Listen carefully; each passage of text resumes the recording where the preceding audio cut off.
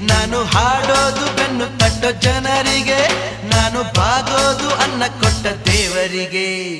ರಾಜ ರಾಜ ರಾಜ ರಾಜ ನನ್ನ ಗಲ್ಲಿಗೆ ನಾನೇ ಮಹಾರಾಜ. ರಾಜ ರಾಜ ಶಿವರಾಜ ಕಲ್ಲು ಮುಳ್ಳಲ್ಲಿ ಹುಟ್ಟಿ ಬಂದ ರೋಜ.